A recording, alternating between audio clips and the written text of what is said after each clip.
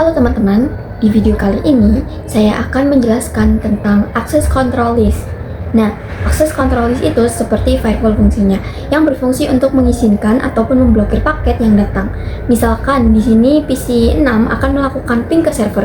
Nah, tetapi di router ini nantinya menerapkan yang namanya access control list yang berguna untuk memblokir paket dari PC 6 ini. Nah, nantinya paket PC 6 itu tidak akan bisa sampai ke server 2 ataupun diblokir. Kemudian untuk topologinya saya sudah membuat di sini ada 2 router, 2 switch, kemudian ada 6 PC dan 3 server.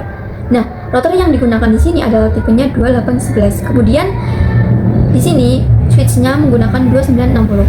Nah, untuk bagian kuning sendiri PC 1 sampai 2 itu kita akan masukkan ke VLAN 10 dengan IP atau network 192.168.10.0/24. Kemudian untuk bagian hijau kita akan memasukkan ke VLAN 20 dengan network 192.168.20.0/24. Dan bagi yang biru, kita akan memasukkan ke VLAN 30 dengan network 192.168.30.0/24. Nah, untuk bagian server kita akan menggunakan network 192.168.1.0/24. Kemudian nantinya di router kita akan menggunakan IP 10.0. Nah, kita akan hubungkan menggunakan kabel terlebih dahulu agar mudah dipahami. Kita dari router 1 ke switch, kemudian switch ke PC 1, kemudian ke PC 2, lalu ke PC 3, PC 4, PC 5, dan PC 6. Nah, di router 2 ke switch ke server 1, kemudian switch ke server 2, switch ke server 3. Nah, yang terakhir kita hubungkan dari router ke router. Di FA kita masukkan IP 10.1. Nah, di FA 0/1 di router 2 kita masukkan IP 10.2. Nah, untuk konfigurasi pertama kita akan konfigurasi bagian switch-nya terlebih dahulu, yaitu dengan membuat VLAN dan memasukkan interface-nya. Nah, kita masuk ke switch CLI, kita enter, kita enable masuk global configuration, lalu kita ketik VLAN 10, lalu kita enter, kita exit, buat lagi VLAN 20, kita exit lagi, kemudian kita buat lagi yang terakhir VLAN 30, kita exit. Nah, selanjutnya kita akan melakukan konfigurasi terang terlebih dahulu di FA 0/1.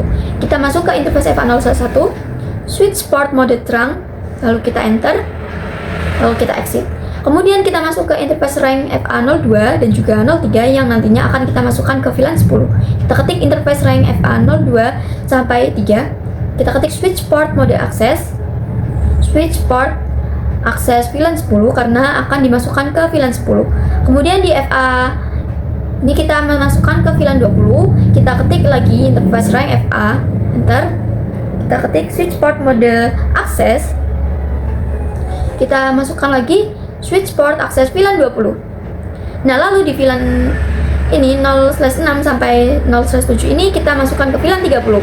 Kita ketik lagi interface rank FA, kita ketik switch port mode access, kita ketik lagi switch port access VLAN 30. Selanjutnya kita konfigurasi di router 1. Nah, yang perlu kita lakukan yaitu sebelum kita masuk ke CLI di router 1, kita harus memasukkan modul yang namanya NM1 FE Text X. Ini kita matikan terlebih dahulu. Kita zoom in. Nah, ini di sini ada tombol power. Kita matikan terlebih dahulu. Kemudian kita masukkan modul ini. Nah, di sini kita masukkan, setelah itu kita nyalakan kembali. Setelah selesai, kita masuk ke CLI. Kita tunggu.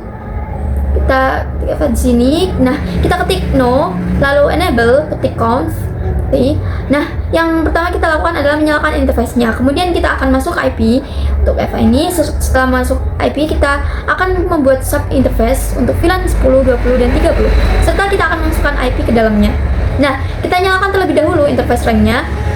Interface-nya yaitu interface rank FA 0/0 sampai 1, lalu kita enter, kemudian kita ketik no shutdown, maka interface-nya akan menyala. Kemudian kita masuk ke interface FA, kita enter, kita ketik IP address, masuk IP-nya yaitu 10.10.10.1, kemudian setting pass-nya yaitu /24, lalu kita enter.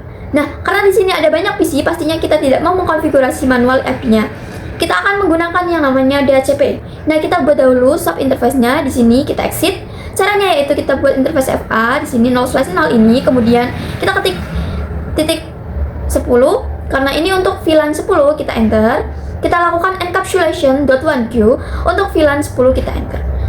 masukkan IP-nya yaitu 192.168.10.1 untuk menjadi gateway-nya untuk VLAN 10 ini sesuai dengan topologi IP-nya yang di sini. Spasi subnet masknya yaitu 255.255.255.0. Kita enter, lalu kita buat lagi untuk sub interface VLAN 20 interface FA 0/0.20, kita enter, tambahkan IP-nya 192.168.20.1 255.255.255.0. Nah, di sini kita belum encapsulation, kita encapsulation terlebih dahulu, encapsulation.1q 20.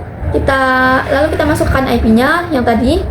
Kemudian kita buat lagi untuk sub interface VLAN 30 interface FA 0/0.30, kita enter encapsulation terlebih dahulu, spasi 30, baru tambahkan IP-nya yaitu 192.168.30.1 255.255.255.0, lalu kita enter.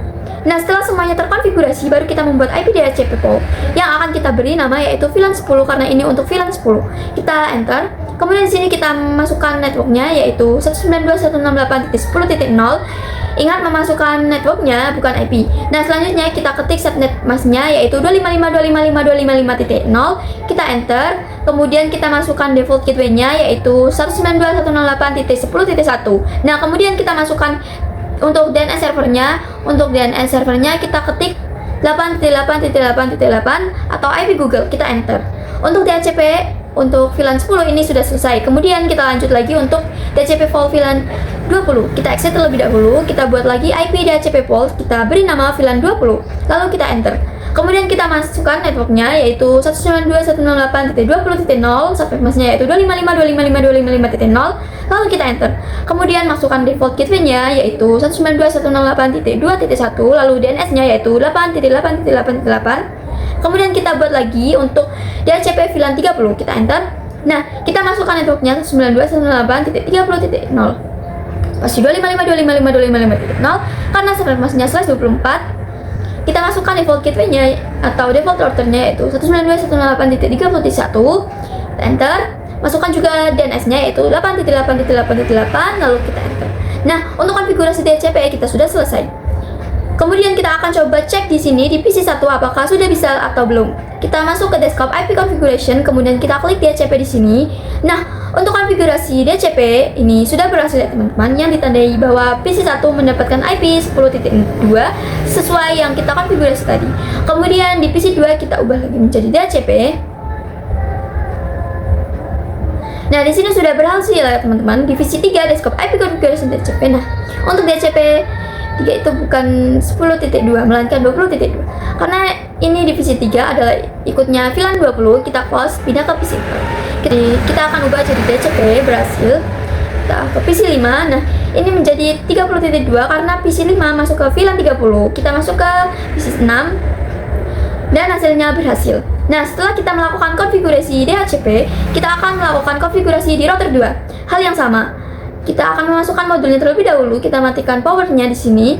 Nah, kita masukkan dulu M1 FETX ini ke sini, lalu kita nyalakan kembali. Kita fast forward, kita lihat lagi, kemudian masuk ke CLI, kita ketik no shutdown, kita ketik no enable consti, kita nyalakan interface-nya terlebih dahulu, interface FA juga 0/1, kita masuk ke interface rank. Kita ketik no shutdown. Nah, maka interface-nya sudah menyala. Kemudian kita exit.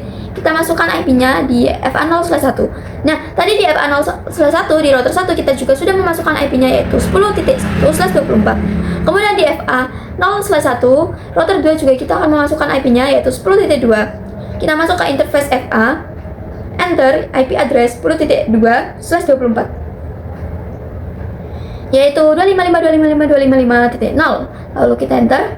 Nah, kemudian sebelum kita membuat DHCP, kita akan melakukan trunk di FA 01 ini. Kita masuk ke switch 2, kita CLI, kemudian kita enter. Enable, masuk ke global configuration, kita masuk ke interface FA. Ini interface FA kita konfigurasi menjadi trunk switch port mode trunk. Nah, kita fast forward. Konfigurasi di switch 2 kita hanya melakukan trunk saja karena di sini kita tidak membuat VLAN untuk masing-masing server. Nah, kita masuk kembali ke router 2. Kita exit, kita baru buat untuk IP DHCP pool. IP DHCP pool kita beri nama yaitu server misalkan. Lalu enter.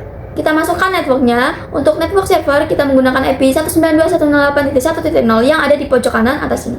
Kemudian kita akan beri subnet masknya yaitu /24. Lalu kita enter. Kita kasih default gateway-nya yaitu 192.168.1.1, kita enter. Kita masukkan lagi DNS servernya yaitu 8.8.8.8, lalu kita enter. Nah, kemudian kita akan coba cek di server 1 desktop IP configuration. Kita lakukan DHCP di sini. Nah, di sini masih gagal. Kita ganti lagi menjadi static. Nah, di sini kita juga perlu masukkan IP untuk FA-nya terlebih dahulu. Kita exit, kita masuk ke interface FA, kita tambahkan IP-nya yang akan menjadi gateway nantinya yaitu 192.168.1.1.